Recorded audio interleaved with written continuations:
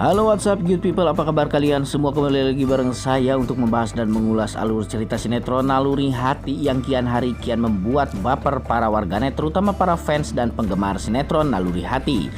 Baik guys, di episode kali ini sepertinya akan terjadi sebuah kebahagiaan sekaligus kekacauan yang mana ditimbulkan oleh si Rina dan juga teman-temannya.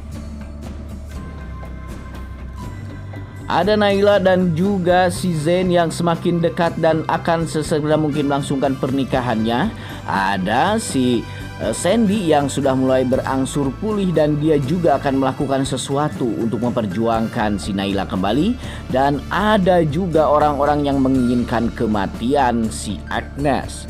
Kematian si Agnes sangat ditunggu-tunggu terutama oleh para netizen di seluruh jagat Nusantara. Namun saya mau absen dulu nih, kalian para penggemar sinetron Naluri Hati dari mana saja, silahkan tuliskan nama daerah asal kalian di kolom komentar. Agar supaya kita selaku fans dan juga penggemar sinetron Naluri Hati dapat saling bersilaturahmi satu sama lain di sini. Serta ini juga akan menjadi sebuah bentuk dukungan kita untuk sinetron ini dengan episodenya yang panjang agar senantiasa dapat menghibur kita di rumah dan selalu menjadi tontonan yang menghibur bagi banyak keluarga di jagat Nusantara. Sebelum lanjut juga menonton video dan ulasan alur cerita sinetronnya, untuk kalian yang baru saja bergabung dan menemukan channel ini, silahkan tekan tombol subscribe. Aktifkan juga lonceng notifikasinya agar kalian tidak ketinggalan video dan info-info seputar pesinetronan Indonesia yang kini sedang booming negeri ini.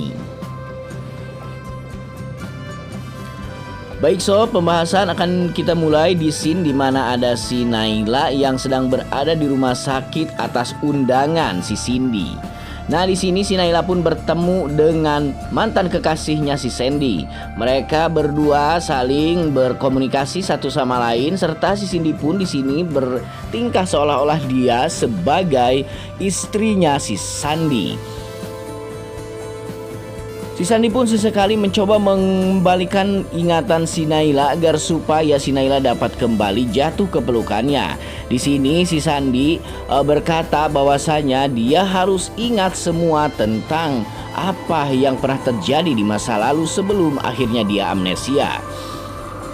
Di sini pun si Zain mengingatkan kepada si Naila bahwasanya Naila harus menceritakan soal mimpi yang pernah terjadi kepada dirinya soal ayahnya si Cindy yang memang saat ini sudah tiada guys.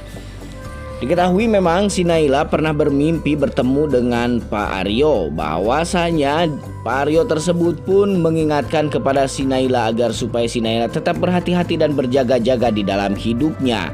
Di sini juga si Naila berkata bahwa dia juga merasa seperti seorang anak dari Pak Aryo.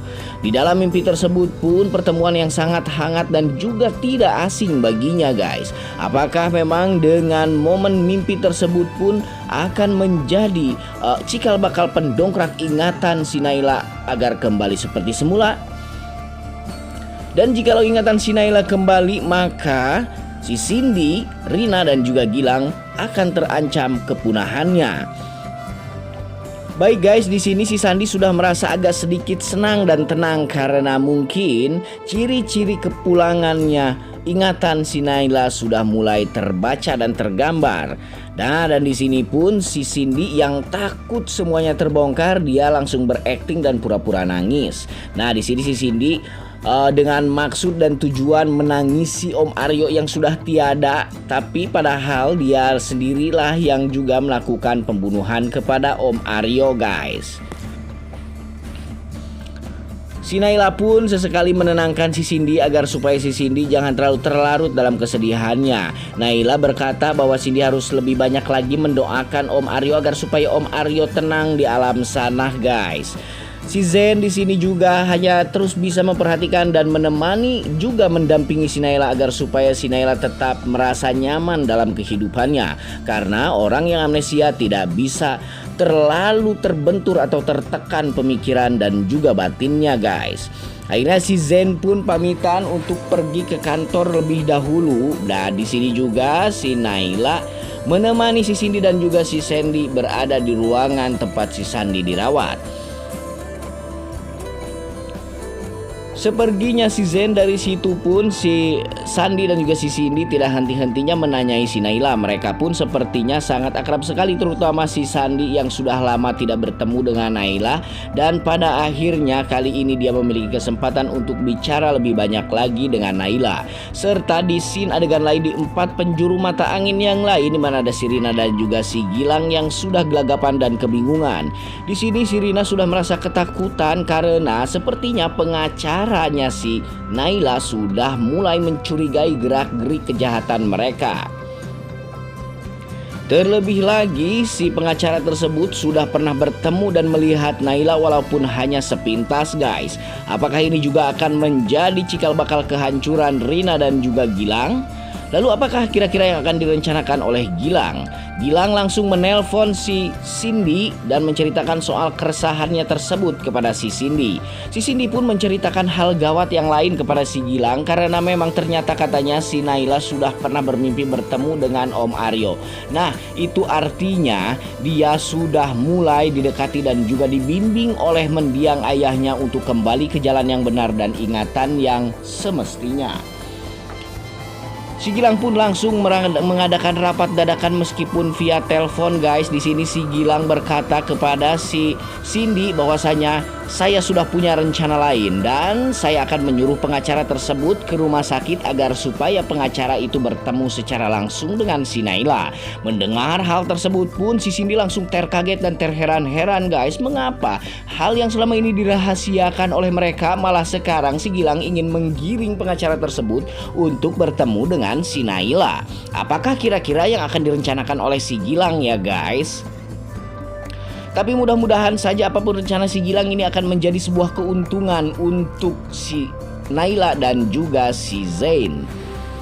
Serta di scene lain lagi, guys, di mana ada si Agnes yang sudah berada di rumahnya si Zain. Di sini dia mengikuti arahan dan alur cerita siasat dari si Gilang. Nah, di sini si Agnes bertugas untuk kembali masuk lagi ke rumahnya Zain agar supaya dia bisa memonitor seluruh aktivitas di rumah tersebut. Hingga akhirnya si Gilang bisa menghancurkan mereka lewat mata-mata, yakni si Agnes. Si Agnes masuk ke rumah tersebut dan membawakan sebongkah buah-buahan untuk Bu Hanum. Dengan catatan dia ingin merayu Bu Hanum agar supaya Bu Hanum kembali lagi simpati kepada dirinya. Namun ternyata dalam obrolannya bersama Bu Hanum sering sekali menceritakan soal kebahagiaan si Zain dan juga si Naila.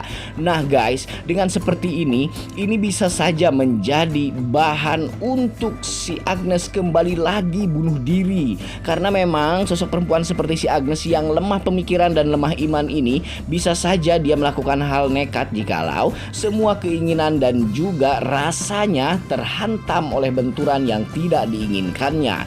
Oke, semoga saja si Agnes benar-benar bunuh diri dan enyah dari sinetron ini, karena itu juga mungkin yang kalian inginkan. Yang kalian inginkan pasti kebahagiaan si Naila dan si Zain. Kebahagiaan Naila dan si Zain itu akan terwujud jikalau si Agnes sudah benar-benar pergi dari sinetron ini. Entah itu dengan cara mati ataupun dengan cara menghilang. Entah apapun yang akan menimpa si Agnes, yang jelas kita doakan saja semoga si Naila dan si Zain baik-baik saja dalam hubungan dan juga kesehariannya. Sampai di sini dulu berita dan informasi ulasan alur ceritanya kali ini dari saya. Sampai jumpa di video-video selanjutnya. Jangan lupa like, comment, and subscribe everybody.